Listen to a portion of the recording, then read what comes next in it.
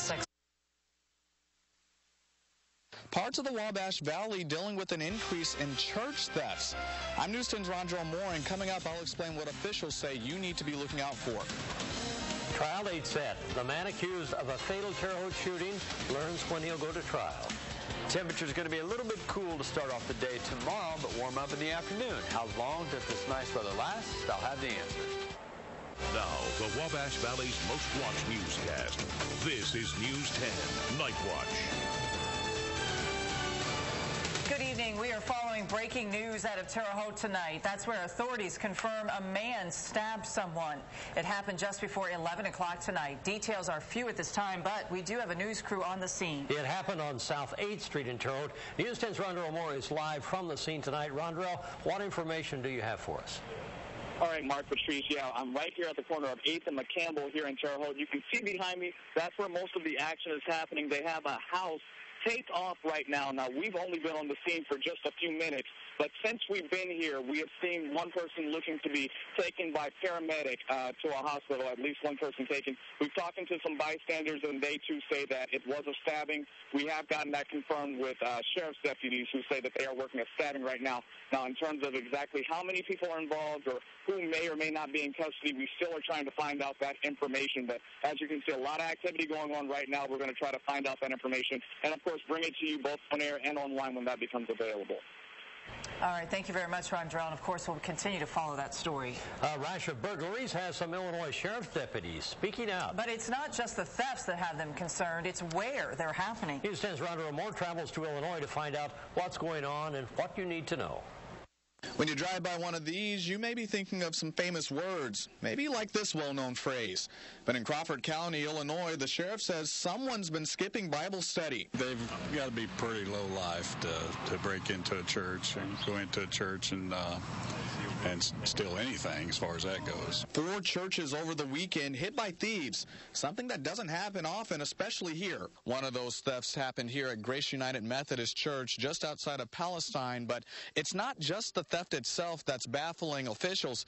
It's also what they say robbers took. Well, just electronic equipment, microphones and speakers. All the other valuables left in place. Because of the similarities, deputies believe all those thefts could be connected. It's the reason why they want folks in the area to be on the lookout. And to churches locally that haven't been broken into to, use a little bit more precaution, maybe lock their equipment up somewhere. Sound advice. He also says to keep an eye out for anyone selling speakers or microphones in the area. If you notice something out of the ordinary, call police. In the meantime, he has a personal view of how you'll be able to spot the church crooks. People running around on fire, so that's our suspects, because they're going to burn it out. In Crawford County with photojournalist Gary Bryan, Rondrell Moore, News 10. Crawford County isn't the only Illinois area seeing an uptick in break-ins. Clark County is reporting several personal property thefts and break-ins over the last few days. At this point, no word on a connection. If you have information about any of the stolen items, contact your local Crime Stoppers. Trial dates are set in the case of a fatal shooting outside a Terre Haute bar. Police say 21-year-old William Mallory shot 3 men outside of the Ballyhoo Tavern. It happened last month. One of Mallory's victims died. Mallory's trial is set to start February 25th, with a pretrial conference scheduled for January 18th. The man's first hearing ended in a brawl and several arrests. A Terre Haute man accused of a weekend stabbing appeared in court today. Police say Charles Korn stabbed another man, James Brown, on Lafayette Avenue Saturday night. Rescue crews took Brown to an Indianapolis hospital. Relatives say he underwent surgery. Police later arrested Korn. He is charged with aggravated battery and is being held on $75,000 bond. Police need your help tonight finding a man they say punched another man to death. The incident happened earlier this month in Duggar, Indiana. News 10's Brittany Earle explains who the man is, plus why police say this isn't his first run-in with the law. You may remember 24-year-old James Gardner. This isn't the first time we've mentioned his name, but we'll get to that in a second. Police are currently searching for Gardner after he got into a physical argument with Richard Piggs. The injuries Piggs sustained from that fight led to his death. The fight happened on September 3rd inside the Uptown Tavern at 1:30 in the morning. That's in downtown Duggar. Gardner punched Richard Piggs on the side of the face, causing him to fall, knocking his head on the tavern floor. Piggs died of blunt force trauma to the head. Now police are searching for Gardner, but want to warn the public of how dangerous this suspect could be. James B. Gardner does not hesitate to use physical force against another person, and that's what we're concerned about. You may have heard us mention Gardner's name in March when he was involved in a second altercation at the same tavern. A shooting happened at the Uptown Tavern, and a shot was fired at Gardner's car. Gardner followed the shooter home, beating him up once he was found. The confusion of the case left little for prosecutors to act on. This particular incident resulting in him using violence against another person, but that person also used violence against Mr. Gardner before Gardner's return of violence. So the charges were not filed in this case. In the most recent incident, the prosecutors have charges ready. Gardner faces 1 count of involuntary manslaughter for allegedly punching Piggs, resulting in the death of the 51-year-old. Back to you. Now, police say James Gardner is considered violent. If you have information on his whereabouts, contact Crime Stoppers at 812-238-STOP. A Park County, Indiana woman accused of arson will go to trial next month. It happened in Rockville last month. This is video from the fire. Catherine Tidwell appeared in court today. She is accused of setting the Valero gas station on fire. They say Tidwell is the owner of the restaurant attached to the Valero, the pit stop. Park County deputies investigated the crime for more than a month. Only 4 Indiana counties are now reporting burn bans. This after heavy rain ripped through parts of Indiana Friday night. At one point, more than 90% of Indiana's counties reported burn bans. The burn ban delayed fireworks shows and kept people from taking part in summer activities. Turning to weather now, I don't think we have rain in the near forecast. No, and good temperatures. Dave? Yeah, very comfortable outside. One of my favorite times of the year for the simple fact we're in that transition from the really hot summer to the fall, and we get some really nice weather going on. That's this week, and that's next week as well. Let me show you what's out there tonight. Pretty quiet when you take a look at the iCare Express Tower Cam. Over downtown Terre Haute, it's 58 degrees. Winds are calm, and yeah, it's getting a little bit cool out there. Relative humidity at 84%. Barometer, well, it's at 30.16 inches. High pressure's nearby, and that's going to continue to rise just a little bit. Again, it's just kind of arbitrary right now because, again, high pressure's so close to us. Winds out of the south on Tuesday. A cool start in the upper 40s. We'll be in the mid-70s at noon. 81 your daytime high. And after a 78-degree daytime high today with winds out of the south, we kick it up a couple degrees tomorrow. But how warm does it get this weekend? What about chances for rain? Full details coming up.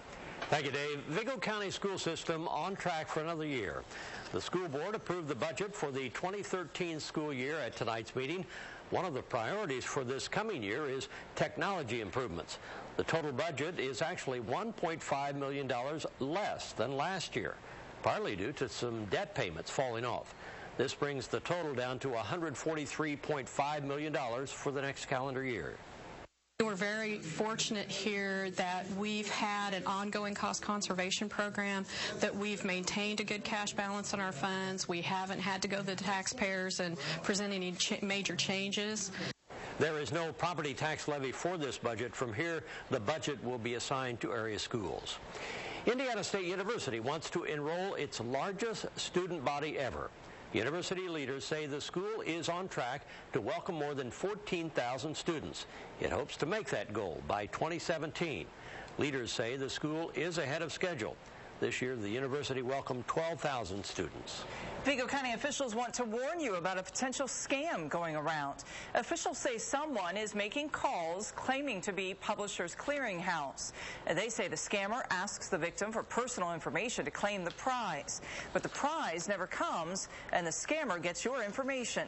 Officials say you should never give out any personal information over the telephone. In Health Watch 10, a new study shows men who have smoked marijuana are twice as likely to get cancer. That's according to the American Cancer Society. It released that information today. The report found men who smoked marijuana faced a greater chance of getting testicular cancer. The study looked at men between the ages of 15 to 45. A southern Indiana city struggles to get a street sign project moving forward. The last time Bicknell put up new street signs was 30 years ago, and many of those signs are now gone. The missing signs leave visitors often confused and unable to find their location. Well, the city has a $180,000 grant for new signs, but bids came in too high. Officials are looking at options that include fewer signs and abbreviating the names of some streets to cut costs. Looking into, we got a Pennsylvania Street, Washington Street, them streets we're looking to abbreviate it. I haven't contacted NDOT to see if we could do that yet or not, but that's what we're looking to do. Officials say the city has no additional money to put into the project, so it's looking for ways to cut about $15,000 to $20,000 out of it. One Indiana college is adding wind power to its arsenal. Students at Indiana Tech welcomed a wind turbine to campus this weekend. Indiana Tech is in Fort Wayne. The turbine is 134 feet tall. It's expected to generate between 700 and 1,000 kilowatt hours of energy per month. That is roughly the amount of energy used by an average household. The purpose of this is to be able to complement our energy program to allow the students to observe the performance of a typical small wind turbine. School leaders say the turbine also provides a learning platform for its students. They'll be able to learn more about clean energy. Well, there's enough wind energy to power the entire planet and then some, at least in theory. That's according to a new study published today. The information is found in the National Academy of Sciences. Researchers believe 4 million turbines could power half of the world. Congressional lawmakers are expected to pass a resolution before Election Day. Republicans and Democrats return to Washington today. Both need to pass short-term legislation that funds federal agencies. Government funding expires at the end of the month. Lawmakers will debate a farm bill that provides relief to drought-impacted states. One bill, the Violence Against Women Act, is not expected to be reviewed. A local soup kitchen needs more than food to keep its doors open to the public. Hear what it needs. Plus, Rondell Moore on the scene of breaking news in Terre Haute at this hour. He will have an update for you on what authorities are calling a stabbing when News 10 comes back. You're watching the Wabash Valley's most watched newscast with Mark Allen and Patrice Dayton. This is News 10 Night Watch. Closed captioning is sponsored by First Financial Bank. News 10 is sponsored by Toyota. What you want, only better. iMart, your favorite eyeglass superstore, just got better. Our 2 pair of glasses for $79.92 now includes no line bifocals. Keep both pair for yourself or share them with a family member or even a friend. iMart, glasses in about an hour with style for less. I'm John Gregg, the guy with 2 first names running for governor. I think political ads are pretty silly. So rather than have me ice skating or some such thing, I want you to meet the people of Sandburg, my hometown. Starting with Jerry, Frank, and Hobo. They used to loaf around at the Blue Jay until Hobo got cancer. Now, they loaf at Hobo's house. Might seem like a small thing, but I want to keep Indiana a place where people look out for each other. Find big savings during the Menard Day sale. Keep your family safe with Kidda. This smoke alarm features easy battery replacement, $8.88. This 13-foot escape ladder attaches quickly to any window and features an easy-to-use tangle-free design. Just $24.98. Update your bathroom with Pace. The 24-inch King James in a deep oak finish is $129. This 30-inch unfinished vanity has a solid oak frame and raised panel door, $169. Save big money at Menards. Save money and be in style. That's the way to go back to school. iMart gives you both. Stylish new frames for kids plus a free Kids Tough break-resistant lens upgrade. Get 2 pair for $79.92. iMart. Glasses in about an hour or less with style.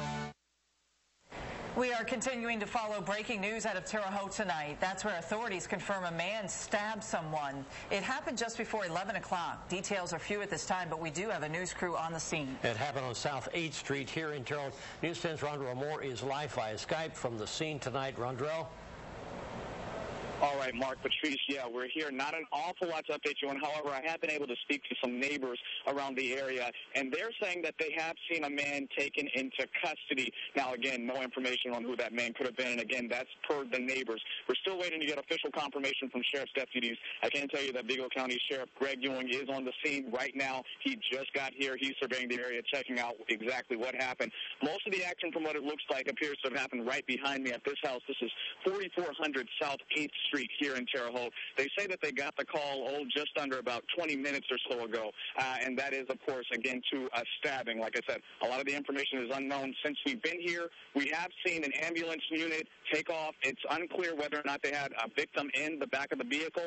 However, we are staying on this scene, and we're going to give you all the information as it becomes available. We hope to speak with sheriff officials coming up very shortly, and we're going to give you that information right when we get it online. But for right now, reporting live in Terre Haute, Rondrell Moore, Mark Patrice, back to you guys. Thanks, Rondrell. Flags across Indiana will be lowered to half-staff tomorrow. Governor Mitch Daniels wants people in Indiana to remember the September 11th attacks. This is in honor of Patriots Day and the National Day of Service and Remembrance.